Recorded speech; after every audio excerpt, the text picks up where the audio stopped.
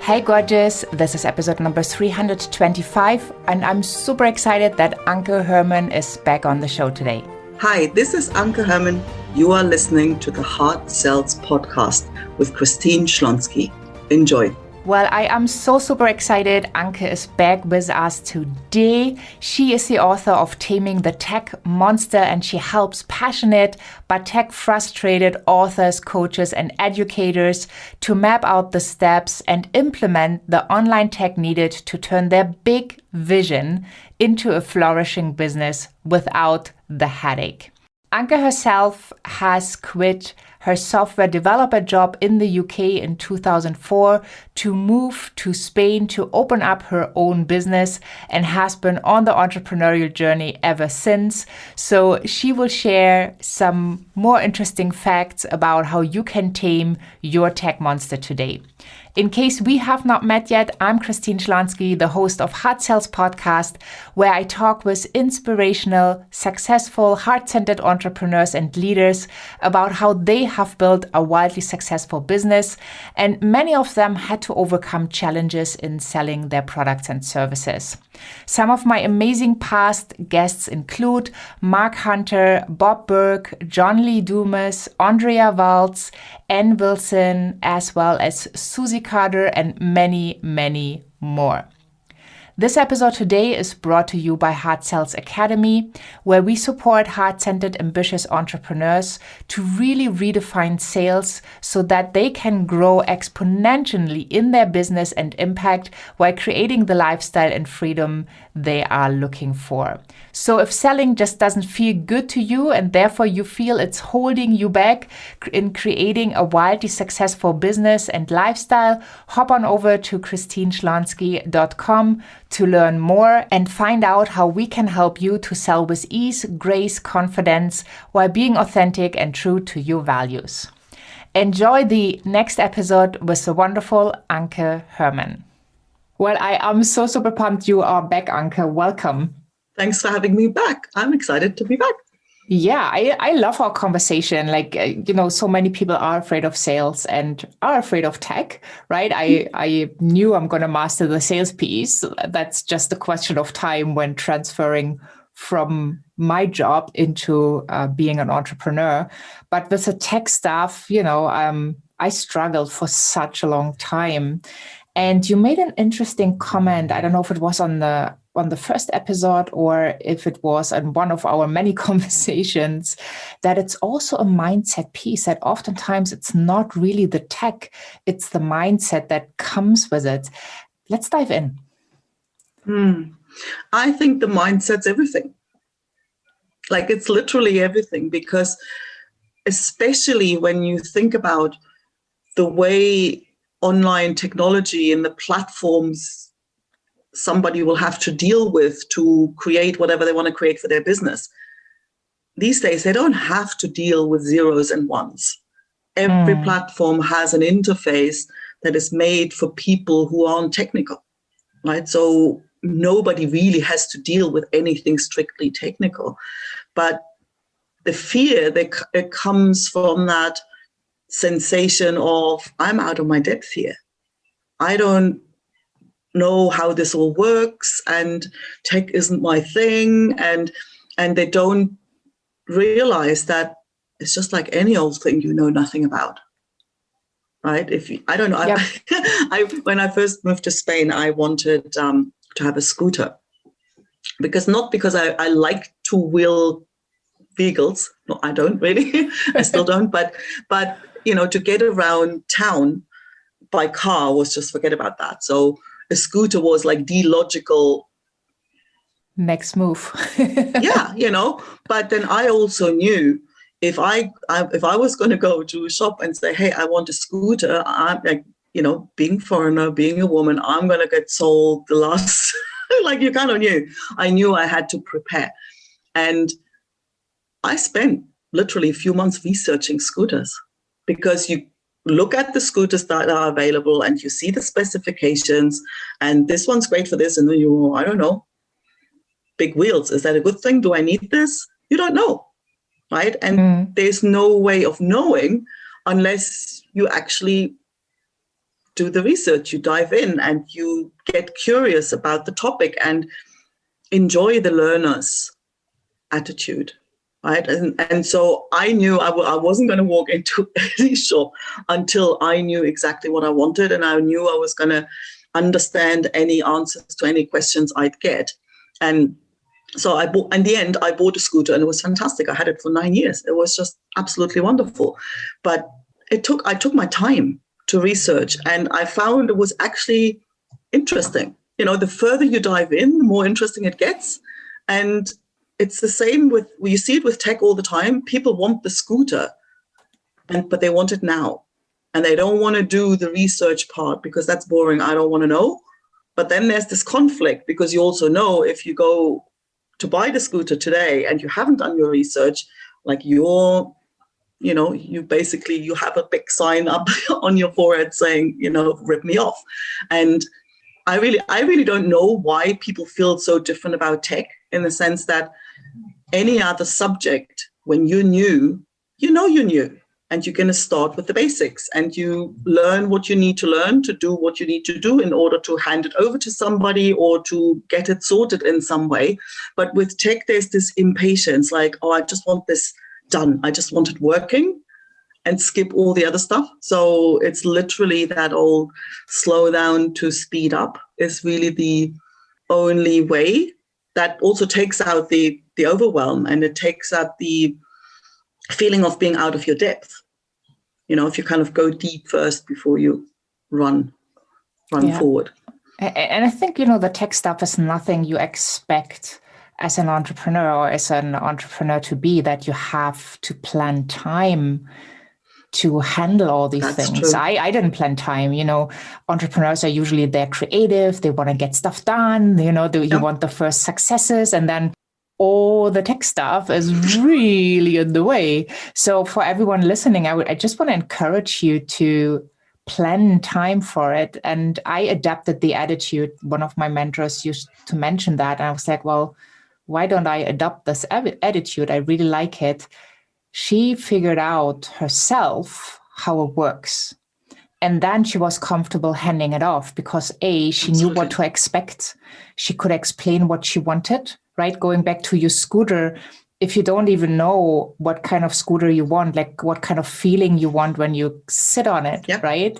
How the measurements need to be to fit your body, to make it easy for you to drive around with it, and all these things, you have to do a certain amount of research. Yeah. And so I feel when people adopt that attitude, also with sales, learn how to sell your own stuff first. Otherwise, you can't give it to someone. You will never understand if they're a good salesperson or if they're not that great, because they can tell you whatever they want to tell you, and you don't have any experience to compare it with.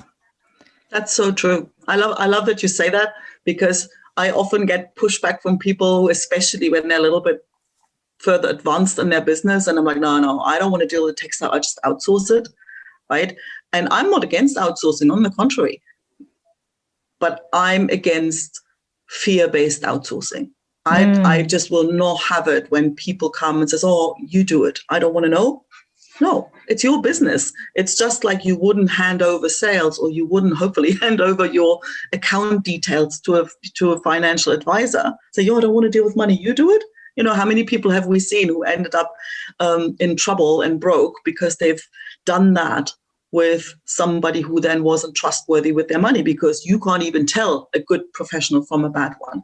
And I'm always saying the objective isn't to turn anybody into a geek. Feel free if you want to, but that's not the objective. The objective is to know enough, as you say, to know enough to be a good client for somebody, because it isn't just this one way that you are vulnerable for other people to rip you off. Like, you're also a giant pain to work with if you haven't got a clue, right? So if somebody comes to you, like, you're not, there's always that. Sometimes people, you see it in software projects, it's quite funny when you get people that come and I just want something really simple. I just want to kind of have this swipe across and this thing kind of magically, and you think, what you want is artificial intelligence. your budget is probably to have like some Lego pieces together. So that mismatch of that total ignorance or not knowing what's possible and how much effort it involves, it makes you really difficult to work with client, right? Yeah, and ignorance can be quite expensive too. Oh, hell yeah. Mm-hmm. Yeah. So Yes. It isn't really, I think it's the same. So it's not about never outsourcing, but if you need to at least understand how the pieces fit together and why it's a good idea to do it this way. And as you say, the same with sales. If you know how to do it, then you can hand it over, and then you can tell a good salesperson from a bad one, and you can tell a good tech provider from a bad one. Yeah, totally. Yeah, get a basic understanding, and then after a while, things will click. Right. For me, my frustration level had to get pretty high, which happened very fast too, to sit down and really try to understand it and to kind of put the pieces together. And now, things, when I look back, like things that made me so frustrated, like 2 years ago or a year ago, it's like more like having a piece of cake. It's just like, oh, I need to do this and this and this. I need to connect this with this and blop. Yeah. I can build a funnel in no time where others pay thousands of dollars to outsource it. And there's not that understanding. And that happened to me too, right? Like my first opt-in, I remember, creating it. That was a challenge for itself. And then you had it done and you didn't know, like, how do I get people to download it from my website? So I remember I gave that task to someone who claimed she knew what she was doing. And, looking back, well, she got the job done. I don't think she knew what she was doing because she was in a totally different field with all her other services. And I probably totally overpaid. She probably just needed an hour or two to put it into place. But I think I paid a retainer of like 25 hours or something. So totally insane. And from that painful experience, you learn. And if you shift your mindset, because you said it's that mindset piece, what can people do today who are a little bit frustrated in their tech game and in their sales game as well? Because we found that those worlds are pretty parallel. What would you advise them when you look at your business, what you learned around selling, and then also what you do with all the tech stuff and your clients? What are maybe a couple mindset hacks people can use to get themselves into a mindset that supports them? Yeah, I think one thing that where I see a huge difference in the before and after is when people start to become aware of and observe how they handle things in other areas of their lives, they start to realize that, well, you might not know how to do something in tech or in sales, but you have what it takes to figure it out. And if you can learn to trust that, and there's an example that I quite often like to, because it's funny, and it really drives the point home. When a lot of people have bought a washing machine in their lives, right? And so brand new washing machine comes, lots of dials, lots of programs, and usually, I don't know what all that does. And there's literally two types of people. Some will go, let's just turn it on and see what happens. And other people will read the manual. But both work off the assumption that they have the capacity to figure out how the washing machine works. Nobody, at least not that I know of, has ever thought, oh, washing machines, I don't know. I don't want to know about washing machines. I don't know how they work. It's all too hard. Send it back. No. Yeah. In so many areas of your life, you learn new stuff all the time. And you never question that you have the capacity to figure it out. Marie Forleo's book, Everything's Figure Outable. I think that applies to tech and sales as well. And if you can start working, at least allowing a glimpse that might be true, the whole outlook changes. Because then like, oh my God, this is all kind of like, oh, I don't know, becomes like, let's see how I'm going to figure that one out. right? And then it becomes almost a challenge. It becomes almost a game. And then you all of a sudden see things happen. And all of a sudden you do something that you didn't think you could. And that is so, nothing's quite as addictive as progress, because then you'll be more adventurous for the next thing. And next thing you know, you've built the whole funnel and you can't remember what the heck the problem was, right? Yeah, totally. And it's a great book. Everything is figure outable. And I had the opportunity to actually go to that open ceremony when she had her big book launch event in New York. That was really, really cool. So thanks for triggering that nice memory.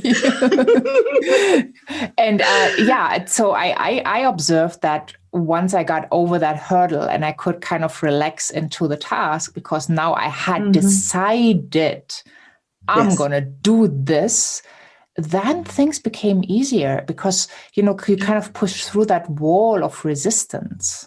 Yeah. So do you give your clients like any task, like any question they can ask, or do they do journaling or meditating, or what do you do if that wall, the tech wall, is so huge? Or the monster, you talk about the tech monster, even though your tech monster is so cute. What if the tech monster is so big?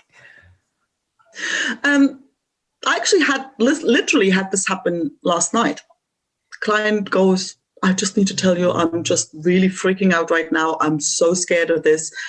I know I want it, but I'm really almost like an anxiety attack at the idea of getting what step can I take? And I'm like, okay, let's just get cracking. Your first job, create a folder, collect the images, create a folder, collect testimonials, go through your Facebook feed, find all the posts that you think might be worth. You're already working on your website and there's nothing technical in there, right? And I just get them to, it's almost like I nudge them over the potholes. I don't let them put their foot in. And so sort of nudge them over, now, no, what you need to do next is this. And then next thing you need to do is this. And then all of a sudden I point out, have you noticed you haven't actually done anything technical yet, but we've done 80% of the work? And so that normally gets them out of that sense of there's something technical that's too hard. The next task, the next step towards building that website is collecting the material. And that's got nothing to do with tech. It's got to do with you sifting through the photos you've got to look for the ones that you might want to use on your website.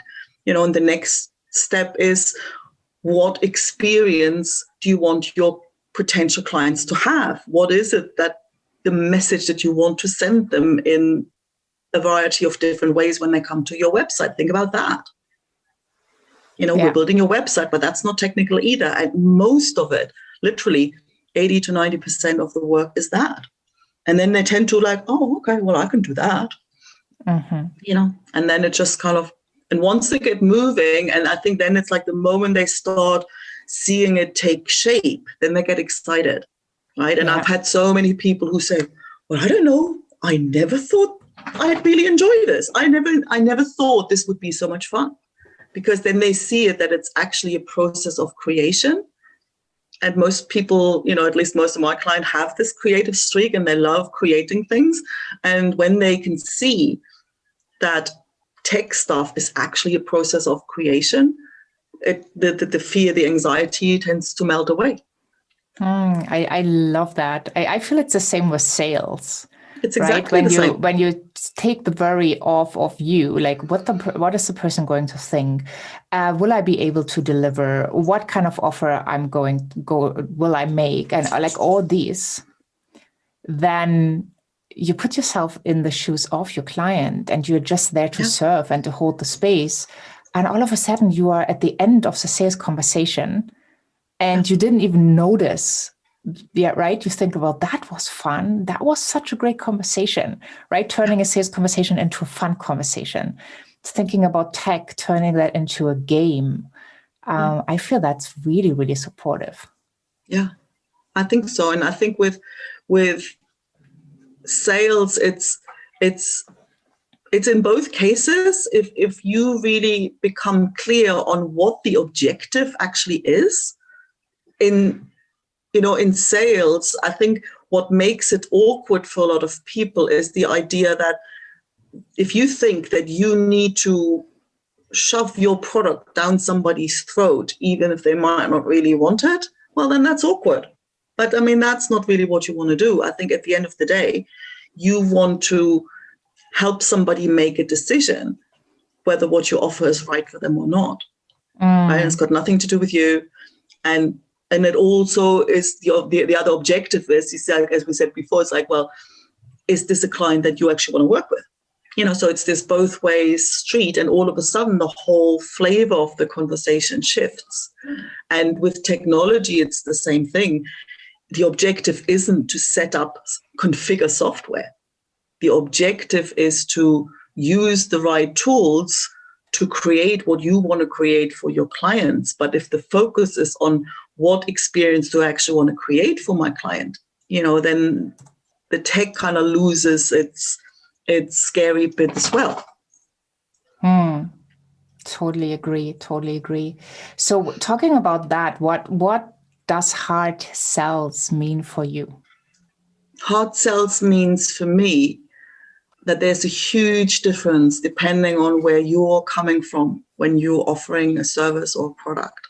But if you come from that place of wanting to help solve a problem for somebody or help somebody get somewhere where they want to go and show up with everything you've got, like with the way you are, without a mask, without having it this mechanic, I need to look like this so that they can think that, when you can be you. And when you come from that space of service, rather than let me shove something down their throat and make a sale, then I think people can feel that. And I think that connection, people can feel it. Right? And then the whole transaction becomes simple. Yeah, totally agree. Awesome. So connection is the word that really comes to mind. Yeah, I love that. Is there any book, when you look back, and I'm quite sure there are many, but like one that comes to mind that really made a difference in your life? Dr. George Pransky's The Relationship Handbook. It's because I think when I first started, left the job, the corporate world, started going out on my own, the biggest problem I had was that there was always that sense that my clients were pressuring me and were very demanding, and and I was always Mrs. Nice Girl and sort of too much of a people pleaser. And at the end of that was that I was feeling worn out because I couldn't say no to people, and they would take ruthlessly advantage of that. And so it got me into, apart from burnout, into a space of feeling kind of almost victimized, by my demanding clients. Mm-hmm. And this book really set my head straight. Right? It helped me see that, no, sweetheart, the stress you felt, the pressure you felt did not come from your clients. You made that up all yourself, right? It kind of was a really humbling moment, but then liberating at the same time, because then it all of a sudden took the power away from other people. And I could literally change my whole experience of that business. So yeah, it's probably the one most impactful books that I've read. Awesome. Well, thank you so much for sharing that and sharing your story with it. I think that's very inspiring. And probably many people have felt that way in, being taken advantage of or having demanding clients. And one way I feel that happens is when you don't have your prices right, because then you will feel like they are taking and taking and taking. You're giving and giving and giving. It's totally out of balance. It's out of harmony. And at the end of the day, the entrepreneur gets frustrated and they start rejecting their clients, while in reality, unfortunately, they have given them the space and they have made the invitation. So it's such an important piece that you talked about that I wanted to give that a little highlight. No, that's so very true. That's so very true. And I think that the big misunderstanding that, it was one of those lessons learned the hard way.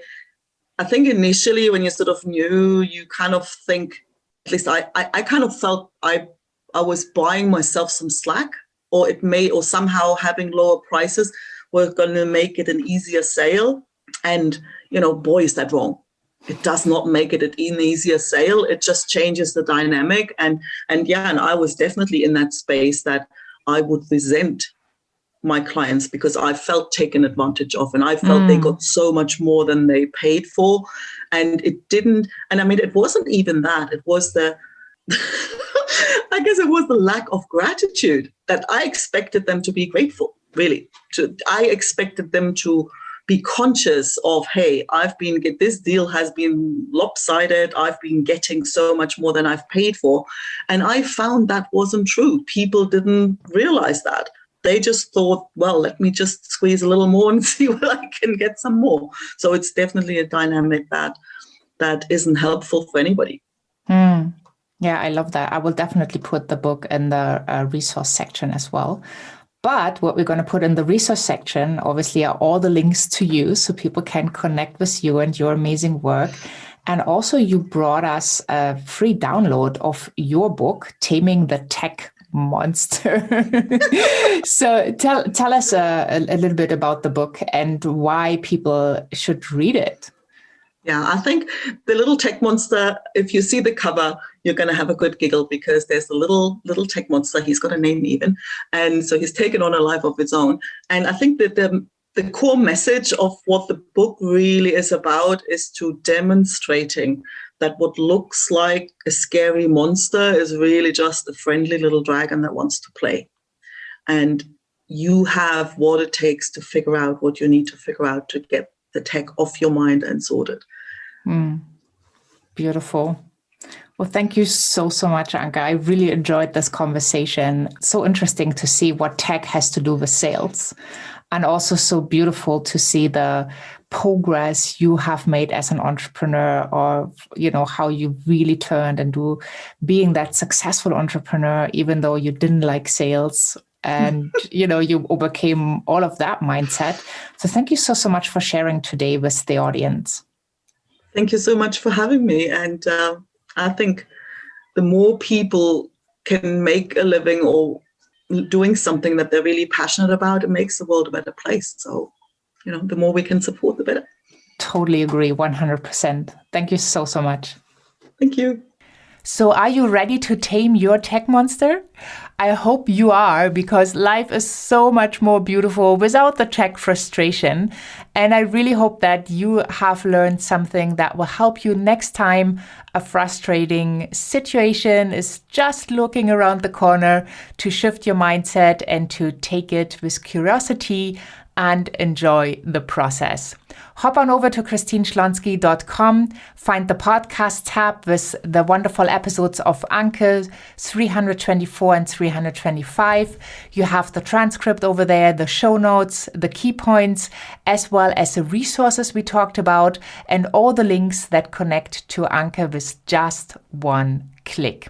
When you're over there, sign up for the empowerment notes. That is empowerment right into your inbox, where I share some tools, tips, advice, as well as some updates on Hard Sales Podcast, and you can stay in the loop. So thank you so much for being here. Have a wonderful day wherever you are in this beautiful world, and I'm saying bye for now.